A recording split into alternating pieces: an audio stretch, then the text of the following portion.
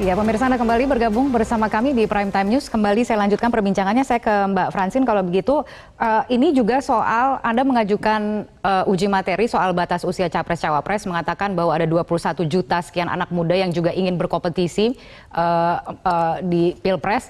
Tapi kemudian kita mempertanyakan, atau paling tidak Mas Arief gitu yang mempertanyakan, apakah kemudian anak-anak muda juga sudah siap begitu untuk istilahnya diberi tanggung jawab mengelola tidak hanya di tingkat kampung gitu, tingkat wali kota kabupaten, tapi juga di tingkat negara begitu, yang kompleksitas masalahnya ini luar biasa sekali.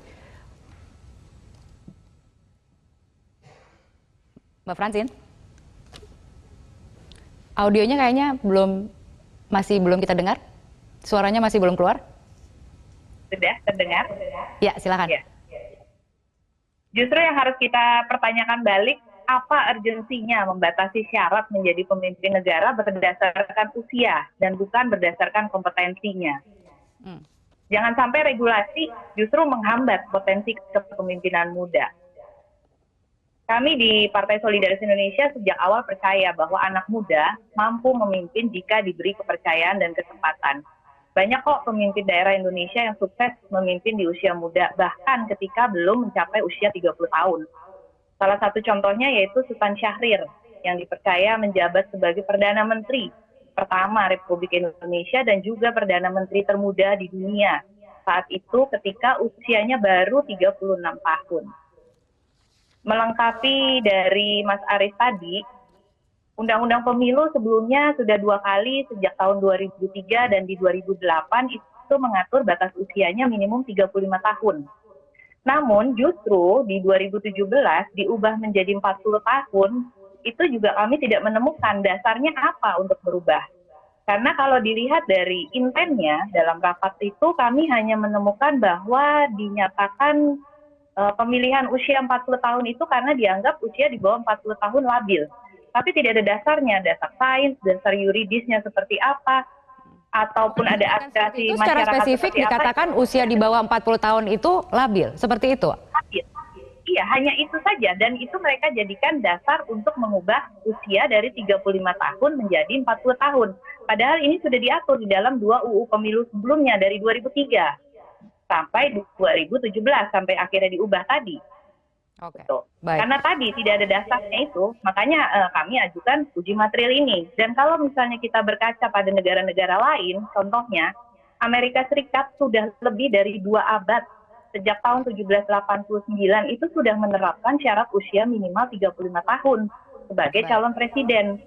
Dan kalau dilihat lagi di seluruh dunia ini, setidaknya ada 45 negara dengan sistem kepresidenan yang juga menerapkan batas usia minimum 35 tahun. Jadi kembali lagi dipertanyakan, yang labil itu usia berapa gitu loh. Kalau di negara lain pun juga menerapkan kategori usia yang sama gitu. Ya. Dan kemudian secara psikologis, 35 sampai 39 tahun itu adalah masuk kategori dewasa akhir. Sehingga ini adalah kategori yang sama gitu dengan usia 40 tahun tadi. Dan contoh misalnya yang menjadi presiden di usia 39 tahun adalah Emmanuel Macron, presiden Prancis. Pemimpin negara juga. Oke, baik. Sebenarnya kita tidak mau berdebat soal batas usia, begitu ya. Artinya kita ingin tentunya juga membuka kesempatan seluas-luasnya bagi anak muda juga untuk bisa berkompetisi begitu dalam Pilpres. Tapi kalau kita bicara soal yaitu alasan subjektif ketika para pembuat undang-undang ini menentukan batas usia dan lain sebagainya. Artinya kalau kemudian kita bicara soal usia yang ideal, adakah syarat tambahan begitu ya yang perlu kemudian dipertimbangkan juga ketika kita bicara kompetisinya ini adalah di tingkat nasional, Mas Uceng? Iya, saya kira kepemimpinan memang diuji berdasarkan bukan sekedar kapasitas, tapi juga integritas dan akseptabilitas. Saya kira 3 poin itu yang paling besar menguji seorang kepemimpinan. Jadi yang pertama adalah tentu saja adalah kapabilitas. Kapabilitas itu tidak bisa diukur sebenarnya dengan sejumlah jumlah usia, tetapi paling tidak barangkali bisa dilihat dari gagasan, ide, pengetahuan plus pengalaman. Ya, yang pengalaman itu kalau kita taruh usia 35 dengan batas misalnya sarjana S1 adalah usia 22 misalnya, itu berarti sudah sekitar 13 tahun pengalaman, dan saya kira itu itu cukup mumpuni sebenarnya.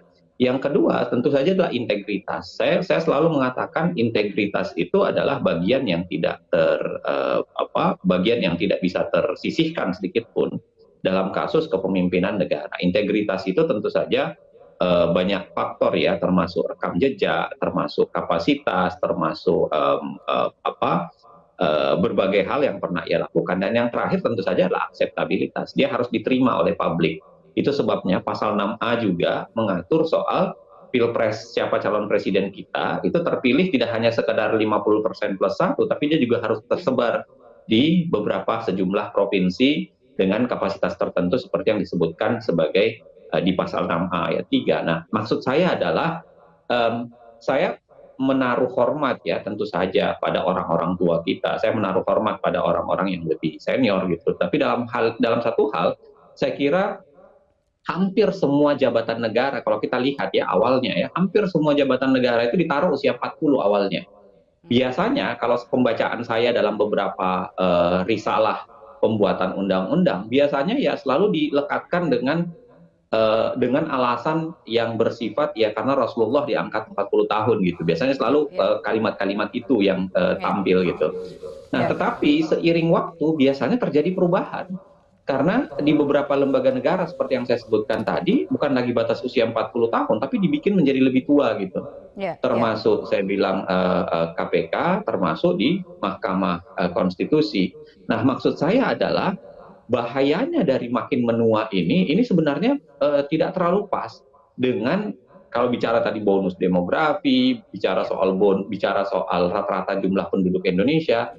Nah, ini yang kemudian disebut biasanya dalam ilmu politik menjadi negara yang bersifat gerontokratif. Negara yang dipimpin oleh orang yang lebih usianya terlalu tua gitu.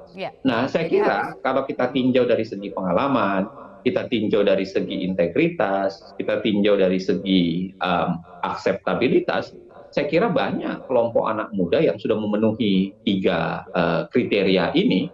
Rekam jejak, punya kemudian kemampuan kepemimpinan dan lain-lain sebagainya. Nah, kenapa Anda kemudian ingin menyebut nama dalam hal ini, Mas Uceng?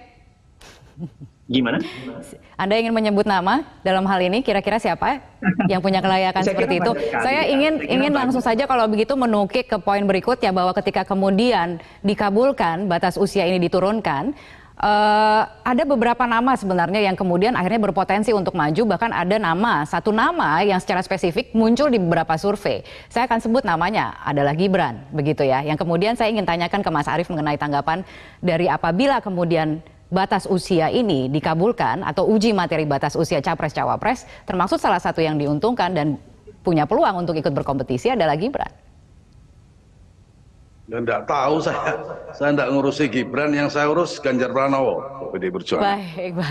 Baik. Saya harus jeda terlebih dahulu. Mas Arief, kita lanjutkan sesaat lagi. Pemirsa tetaplah bersama kami.